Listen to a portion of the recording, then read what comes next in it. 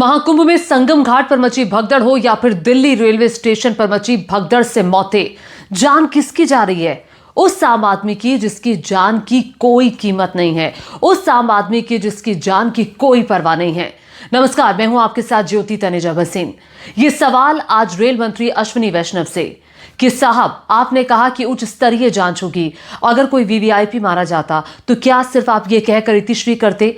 अगर कोई वीवीआईपी मारा जाता तो क्या तुरंत कुछ अधिकारी सस्पेंड नहीं हो चुके होते? अगर कोई वीवीआईपी मारा जाता तो क्या अफरा तफरी का माहौल नहीं होता? ये वैसी ही बात है कि जैसी ये आम लोग हैं, इनकी परवाह कौन करता है? ये वो लोग हैं जो आंख बंद करके आपके कहने पर 144 साल वाली बात जो कही गई, लोगों को इनवाइट किया गया, आपके कहने पर आंख बंद करके करोड़ों की भीड़ प्रयागराज की तरफ दौड़ पड़ी, क्योंकि आपने कहा था। अब 144 साल वाली जो थ्योरी है उस पर भी सवाल खड़े हो रहे हैं। कई संतों ने सवाल उठाए हैं, उस पर हम बाद में बात करेंगे। लेकिन सवाल उन दावों का, सवाल उन वादों का कि हमने तैयारी कर रखी है, आप कुंभ में आइए, क्या यही तैयारी है? आप स्पेशल ट्रेन्स चला रहे थे, लेकिन स्पेशल ट्रेन्स के लिए आपकी क्या व्यवस्था उतनी थी जितनी स्पेशल ट्रेन्स आपने चलाई? ये भीड़ जरा देखिए, इन लोगों को जरा देखिए, खचाखच रेलवे स्टेशन भरा हुआ है। पहले इस तस्वीर को देखिए, तिल तक रखने की जगह नहीं है, पाँव रखने की जगह नहीं है। मैं तिल की बात कर रही हूँ।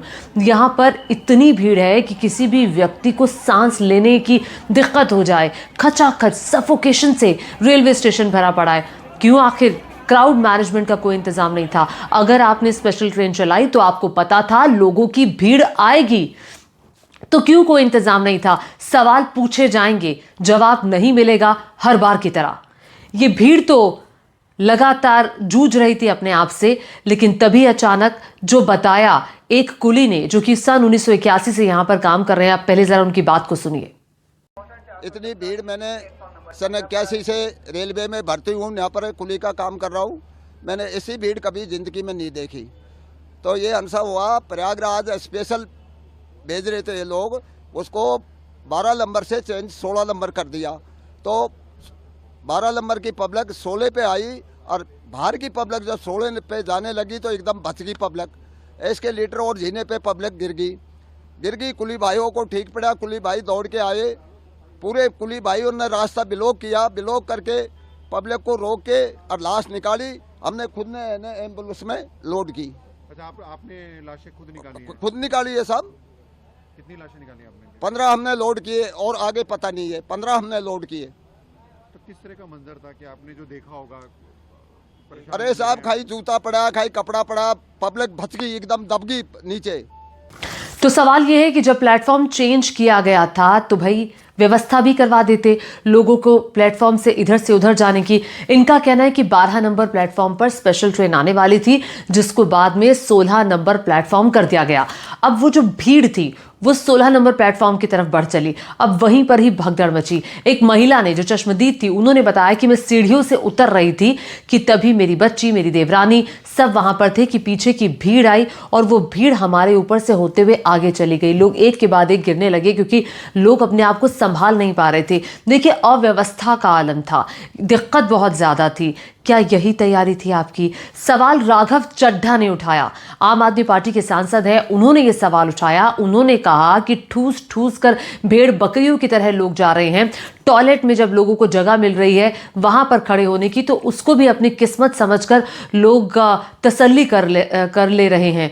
तो राघव चड्ढा ने आपकी आंख खोलने की कोशिश संसद में ही की थी, क्यों कोई कदम नहीं उठाया गया? राघव चड्ढा की बात को सुनिए।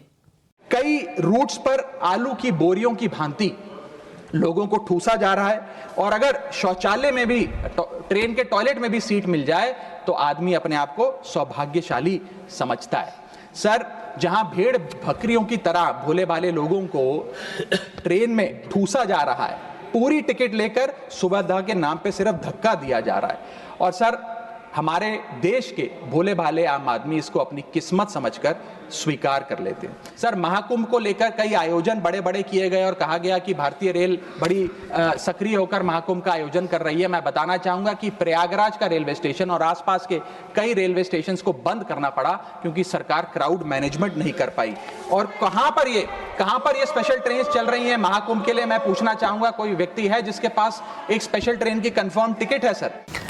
तो रेल मंत्री जी, क्या आपकी कुर्सी बड़े बड़े उद्घाटन करने के लिए है, बड़े बड़े दावे करने के लिए है, एक्स पर पोस्ट करने के लिए है, या फिर व्यवस्थाओं को देखने के लिए है? ये सवाल कड़े हैं, ये सवाल पूछे जाएंगे। ये दर्द है लोगों की उम्मीद थी कि हम रेलवे स्टेशन जाएंगे तो वहां पर कुछ तो व्यवस्था होगी, लेकिन यहां पर व्यवस्था नहीं थी। प्रयागराज में भीड़ है, यहां पर भीड़ है, जाने वाले लोग जा नहीं पा रहे हैं। मेरे एक जानकार निकले थे परसों रात में, वो कल शाम में प्रयागराज पहुंचे हैं। ये व्यवस्था है आपकी। 144 साल बाद वाली जो बात कही, उसके बाद लोगों को लगा मौका ही नहीं मिलेगा। ये तो हमारे जीवन में हमें मौका मिल गया, ये बहुत बड़ी बात है। इसके बाद मौका आएगा 2169 में, तब तो शायद ही कोई जिंदा होगा। लोग भाग खड़े हुए, लोगों को लगा अब तो सारे स्नान चले गए, शिवरात्रि बहुत दूर है, अब चले जाते हैं, भीड़ नहीं होगी। जब जा रहे हैं तब भीड़ है। मौनी अमावस्या के दिन भी क्या हुआ था, मेरी मौजूदगी प्रयागराज में ही थी। भीड़ मैनेजमेंट के नाम पर कुछ नहीं था, लेकिन भीड़ मैनेजमेंट, क्राउड मैनेजमेंट शुरू हुआ मौनी अमावस्या के बाद, यानी कि हादसे के बाद।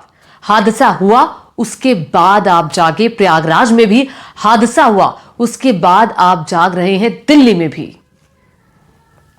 कौन लेगा जिम्मेदारी? दिल्ली पुलिस लेगी, आपकी रेलवे की व्यवस्था लेगी, आपका रेलवे डिपार्टमेंट लेगा, रेल मंत्री लेंगे, दिल्ली के एलजी लेंगे। कि पूरी व्यवस्था आपकी है, बताइए कौन जिम्मेदारी लेगा? क्या इन मौतों की कोई चिंता नहीं है, कोई परवाह नहीं है? ये 18 लोगों की मौत नहीं हुई, ये 18 लोगों के सपने टूटे हैं, ये 18 लोगों की उम्मीदें धराशायी हुई हैं, ये 18 लोगों के घर बर्बाद हुए हैं आपकी कुव्यवस्था की वजह से। अगर व्यवस्था होती तो ये दिन ना देखना पड़ता। एक पत्रकार हैं, उन पत्रकार को मैं सुन रही थी, वो शूट कर रही थी, उन्हें कोई ऑफिसर आते हैं, उनका कैमरा उनका फोन लेने की कोशिश करते हैं, कहते हैं कि सब डिलीट कर दो। ये तो इनकी बहादुरी थी कि उन्होंने अपना फोन नहीं ओपन किया। इन्होंने नहीं ओपन किया, वो अड़ी रही। फिर एक ऑफिसर आते हैं, कहते हैं कि तुम एक्ट कर दो कि तुम सब डिलीट कर रही हो। आप देख रहे हैं कि पत्रकारों तक को रोका जा रहा है। क्यों? क्या छिपाना चाहते हैं आप? LNJP अस्पताल में एक पत्रकार कहते हैं कि हमें अंदर नहीं जाने दिया जा रहा। यही व्यवस्था आपने प्रयागराज में की थी। क्या छुपाना चाह रहे हैं? कुछ छुपाने के लिए क्यों होना चाहिए? लोकतंत्र का चौथा स्तंभ है मीडिया, अपनी ड्यूटी निभा रहा है। क्या अपनी ड्यूटी निभाते पत्रकारों को यह अधिकार नहीं है कि वो बता पाएं कितनी मौतें हुई हैं? या वही आंकड़ा जो आप कहेंगे वही माना जाएगा पत्थर पे लकीर?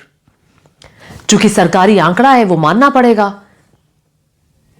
समझिए इस बात को कि सच छिपता नहीं है, और सच चाहेंगे भी तो नहीं छिपेगा। सच सामने आकर रहेगा। लेकिन सवाल इस कुव्यवस्था पर है, सवाल इस बात पर है कि कब ये व्यवस्था सुधरेगी।